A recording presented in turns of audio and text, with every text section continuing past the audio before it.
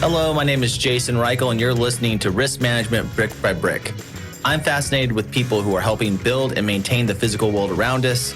On each episode of this podcast, we'll dive in with a risk manager, speak to them about how technology plays a role in this process.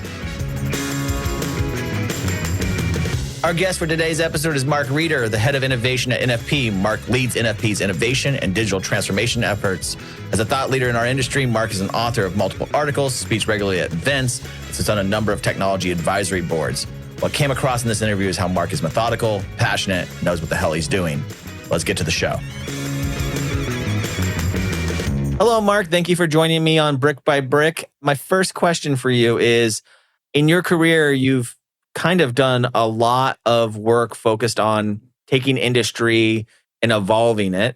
I would like to understand from your perspective, what are the attributes that are necessary to be successful in a career leading organizations to digital transformation? Yeah, I think there's a couple different things that you kind of have to be equipped with. Number one is, I guess it's getting bored with status quo is something that does drive people to want to see change. I've never been one to sit back and want to do the same thing repetitively over and over. And in many industries, if you're not changing, inevitably you're doing that. Although customer situations could change, it's the same process. So I think it's part of that. It's also desire to be better, to constantly try to strive to be a little bit better than the next person that's coming in. That just causes you to want to evolve your business model. So I think it's both of those things. And I think it's also not being deterred from detractors, because there's plenty of people out there when you bring new solutions to the table that want to tell you it's a dumb idea. That does not mean that you want to be overconfident, but you also want to make sure that you're feel good in standing up for yourself and your idea and seeing it through. Doesn't mean it's always going to be the right idea. And you have to also be smart enough to kind of hit pause or trash it and move on, but to be able to come up with those ideas, drive them forward and see and drive them to fruition. I think one thing you just mentioned that I totally agree with is the enemy of transformation is inertia of going in the same direction. What are some tactics that you deploy or that you found successful in combating inertia of organizations or the industry itself? I talk to the folks that I work with on my team a lot, because when you're working from an innovation perspective, which is really change management, it can be frustrating, right? You can get off of a call where you feel like you're driving things and then boom, you get hit with somebody's feedback and you're just like sigh and then like, what the hell? I kind of akin it to a game, and it's how do we get the folks to come up with the ideas on their own? They're not flowing out of their brains yet. Otherwise, they'd already be doing that. And I always tell people in the innovation space that that's job security. So it's a good thing that you do get frustrated, because everybody had the ideas and was moving forward. There'd be no need for us to help drive it. But it can't be the innovations team idea that gets pushed out and gets adopted. It has to be you bringing them along. So I think anybody that's playing a role like mine, or just within an organization that's trying to bring their teams along, you need to figure a way out. And it's almost like a game of getting them to come up with the idea. And it's whether it's laying breadcrumbs along the way, there's a number of different tactics. But that's super critical. Otherwise, you're not going to get the buy-in. You're not getting the buy-in. And I think this is why corporate innovation fails, is you see all these teams and sitting to the side, crafting up their ideas and think they're going to have pixie dust come in and drop on the organization. And presto magic, it's taken care of. And that's why you have 80% failure rate. Yeah, talking about the 80% failure rate, I always think my background is in consulting. I have led innovation for a long time. I always told my team innovation is, similarly, I think, is like being Q from the James Bond movies, not being James Bond. You're equipping the team with frameworks and other elements so that when the time comes and their context is put into the fray, they will use those frameworks and tactics to innovate versus going for the traditional sort of route, which usually is the ones that they know the most commonly. 100%. I mean, that's not that everybody doesn't want to always be James Bond. I mean, he's a cool dude, but you're right. Right. Yeah. I'd rather be the one that's not putting my life in danger, quite frankly. Fair, if you look at it that way. But yeah. How does one, what was your background? How did you end up? Because now I think more and more in colleges, there's innovation as part of an MBA program or something like that. But how did you yourself end up in innovations, particularly in the insurance industry? Yeah, I always joke about this that I studied 4 years all on insurance, but nobody, I feel like the majority of the people we speak to in our industry, other than maybe actuaries, right, came to it by chance. I came out of school with a finance economics drive. Wall Street, although I thought it was going to be for me, was not. And the fallback on that was financial planning, which is a fancy word for insurance sales. And that's personal insurance sales, but insurance sales nonetheless. And that's where I had met somebody that was dabbling in the group market space and learned to understand that corporations spend a lot of money and a lot of time and have a lot of exposure to premiums and risk, whether it be on the corporate benefits side and or on the business insurance side. And it was a big ticket. So it was something that people needed to look at on a regular basis. And it wasn't, to be honest with you, it wasn't nighttime kitchen table conversations. It was daytime activity, which was super exciting to me as a young person. Yeah, things kind of took off from there, gathered a few meetings and realized what the business model is and said, hey, we can differentiate here. We were young, a couple of years out of college, and actually a year and a half out of college, and didn't have friends in the HR space, but felt that we could bring something different to the table. And at the time, it was benefits administration. It was taking a lot of the legwork and the grunt work off of the HR department and helping them through those tasks. Over time, we started to adopt technology to support what we were doing for our customer, and looked around the industry candidly and said, wow, like this is an industry that does not have a lot of technology present. And so there's a huge runway here. I'm going to kind of stay in this space. And it's kind of snowballed from there. 10 years ago, came onto the corporate side of NFP, had sold my practice to them 20 years ago. 10 years ago, came on the corporate side to take that HR practice, the HR ben admin practice, and build a national practice off of it. Then realized that companies had a need, that more and more mid-sized employers were adopting HRIS, HCM technology that became more affordable down market. So we expanded into that. And we always kind of moved where we thought the industry was going and to help provide guidance. And that's what led us to innovation, and then led us to really focusing on all the insurtech, fintech solutions coming to market, which led to our digital transformation. So always kind of trying to stay ahead of what the market was demanding. And luckily enough, a lot of green space in the insurance space because it's been a laggard. And you could point to use cases in industries all around. And so I wasn't really, in many cases, people might say, oh, you had good vision there.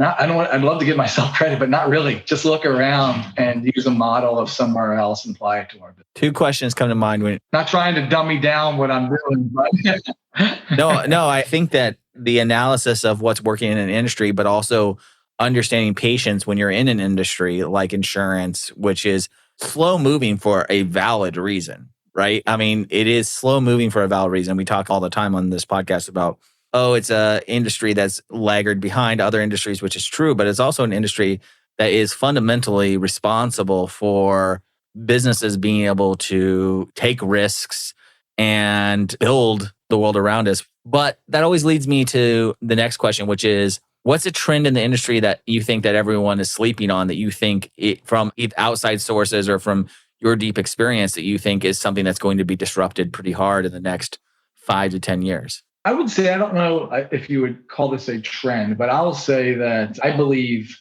what will continue to have a bigger and bigger impact into our industry that people are talking about but not really executing on is the concept of personalization, of bringing recommendations, bringing solutions to a customer. That could be an individual customer and or a group customer, that not based on listening to them and hearing what their needs are. And that's certainly part of the sales process and will forever be engaging with their customer and hearing their problems. But there is a point in which that customer believes, in part, you should know some of the problems that they're having already. You should know what potentially they should be planning for without them even talking to you, because they're a company of a certain size in a certain industry dealing with this particular product of a demographic and a population of this mix of employees in this particular area, in this particular generation. And you should be able to scope and craft a solution and come to the table with something as a talking point. And I say folks are going to expect that because they're getting it in every other aspect of their lives. right? Like from the time they go shopping online, they go to the supermarket, whatever it is, there's some recommendation coming to them. And it's not because I filled out a 20 question survey to begin, right? It's because they've taken the data that they've compiled from me and have used that to craft this model. And I think we're hearing it a lot. I just don't see as much application and actually a drive to use it and to put it into action. So I don't know that they're sleeping on it in talk. I just think in practice, we're not getting there yet. One of the things in RevOps that I evangelize on and make sure that my team really works towards is personalization is key to operational buying.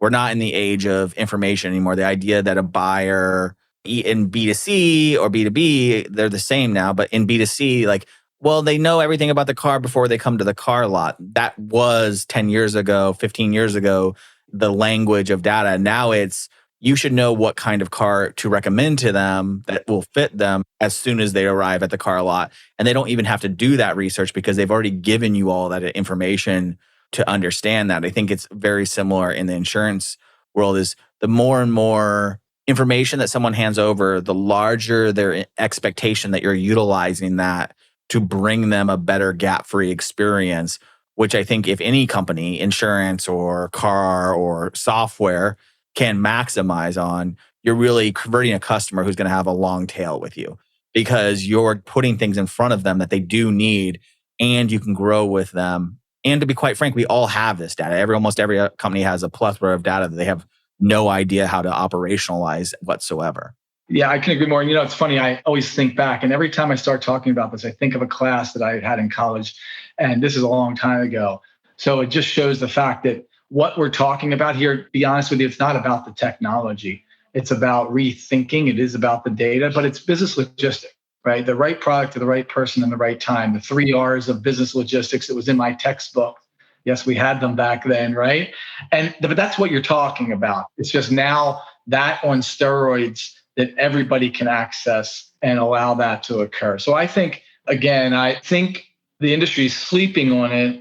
And I think it's a problem because I think at some point in time, the new buyer is going to be put into that position and expect it. And it's not something you're going to be able to switch on and give to somebody if you haven't done some legwork behind the scenes to get there. Yeah.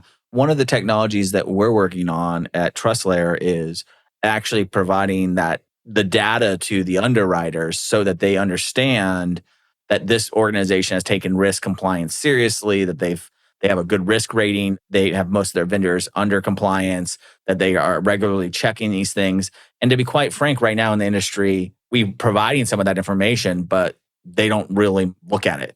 You know what I mean? It's a thing that we are hoping that people begin to pay attention to, and that actually impacts people's premiums and all sorts of items down the road. Because if you're going to implement these technologies and technologies are a tool, then the outcomes are actually business savings or net new success with capturing revenue.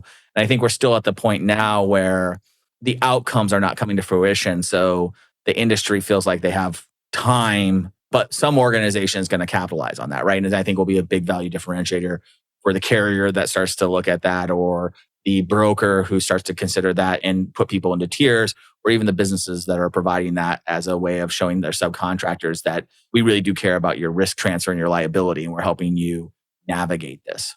100%. 100%. So when we're talking about the industry changing, we're talking about your role, which you're in the center of it. What are some of the stories that you have from the field that were big initiatives, either at your current organization or that you've been part of, that come to mind when you think about success stories? Yeah, so we have transformation in flight right now. We've been executing on a few years now, and we're starting to reap the rewards of it in part. We're a 7,000 plus employee organization, 2 billion revenue.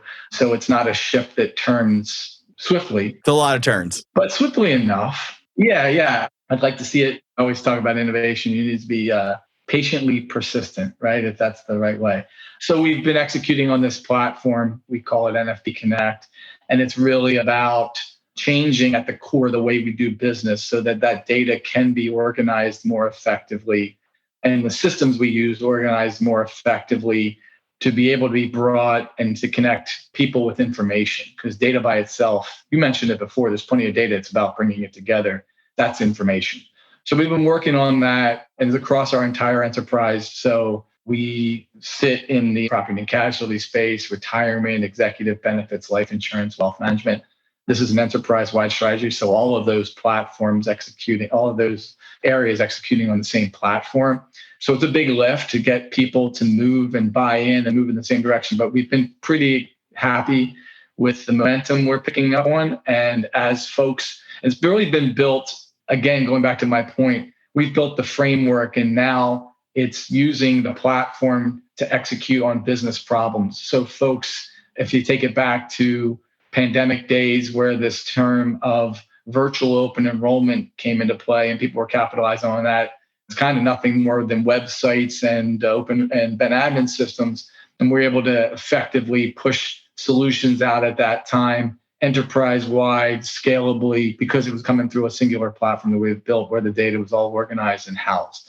So people saw value in it. And then they take that and say, hey, if we're doing it there, can't we use this to engage our clients and prospects differently and in the way we communicate with them about our value prop as opposed to printing off or emailing PDFs and PowerPoint decks. And then that then cascades into other. Can't this be a landing page that will go move into our Personalizing division that'll allow them to effectively communicate with a digital buyer, right? So it's taking a piece of technology that we've built, the platform we've built, and now seeing folks bring problems to the table to be solved for using that technology. So that's what we're most excited for. And I feel like every week the light bulb goes off for somebody and they've found a use case.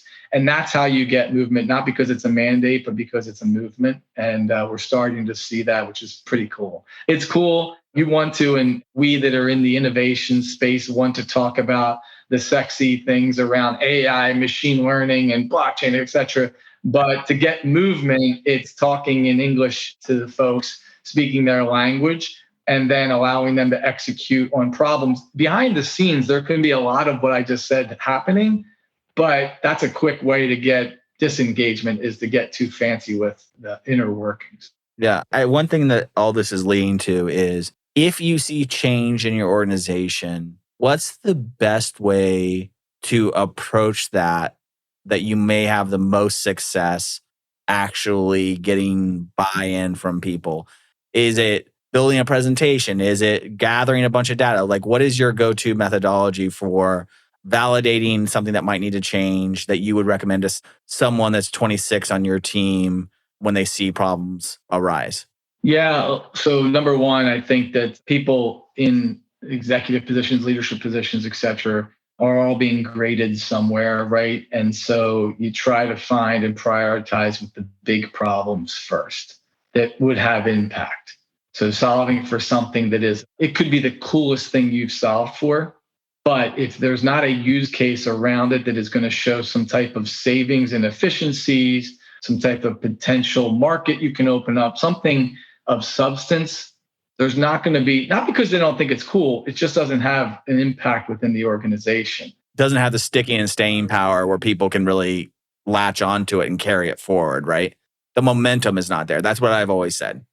Yeah, they'd say, so what, right? Like, I'm glad you can do that, but so what? Tell me what. And even if, let's say, if you're solving, you say, well, listen, I'm only working in this particular area and I can only rethink what I do. Great. So that could be the case. Think about other use cases with your organization that you might not have impact to, but that you could expand that story to say, hey, if I'm able to do this here, then this can happen in all these other areas. And that's when it would become something bigger. So I think that's one thing I can tell you. Listen, it's not only always because of the person. I've been blessed enough to be within an organization for 20 years now.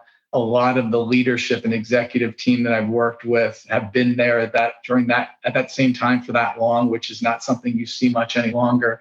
And we have an organization that originally was built around acquisition of entrepreneurs and had a model built around allowing that entrepreneurship spirit to still exist even when in corporate, which is not something you hear a lot. A lot of times you hear wrap-ups or roll-ups or whatever you want to call them.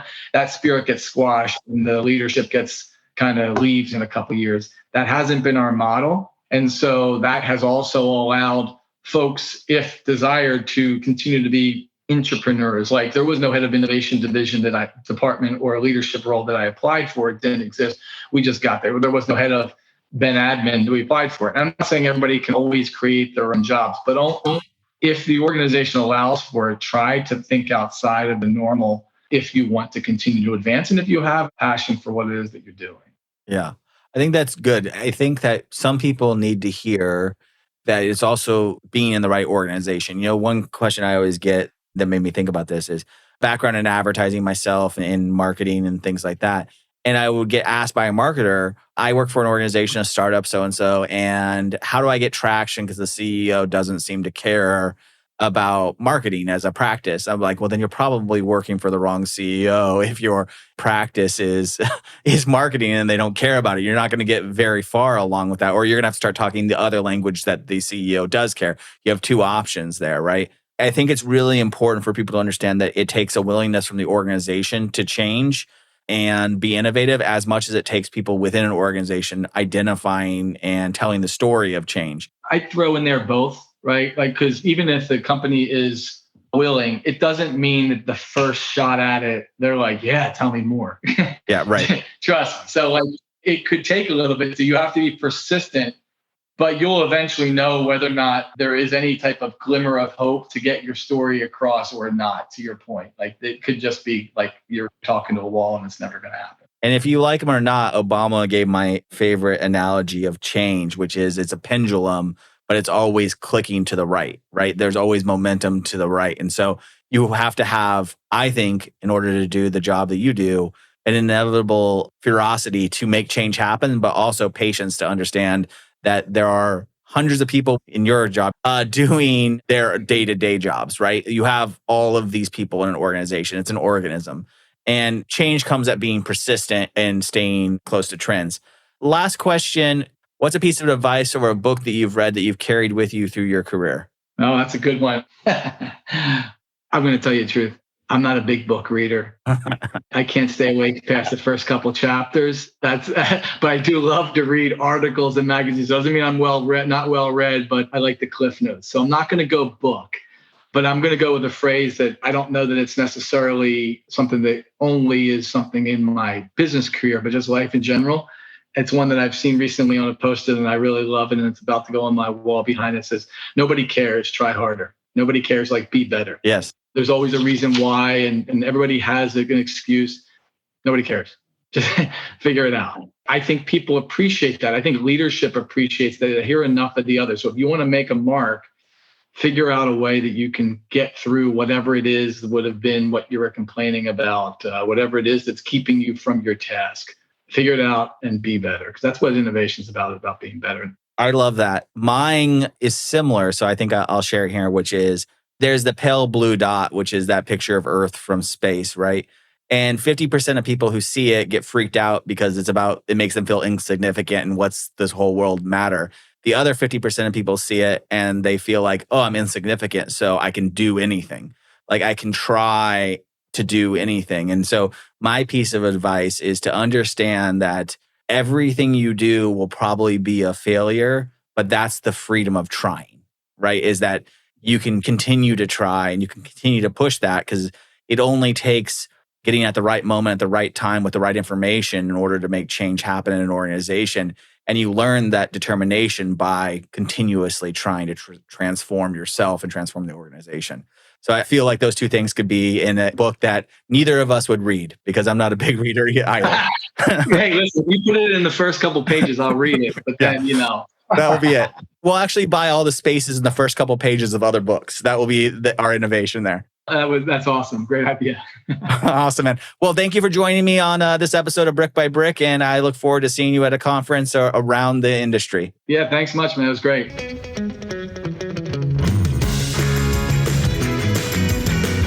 Risk Management Brick by Brick is brought to you by TrustLayer. Find out how TrustLayer manages risk so that the people can build the physical world around us. Head over to trustlayer.io. And then make sure to subscribe to Risk Management Brick by Brick on Apple Podcasts, Spotify, or wherever you get your podcasts. On behalf of the TrustLayer team, thank you for listening.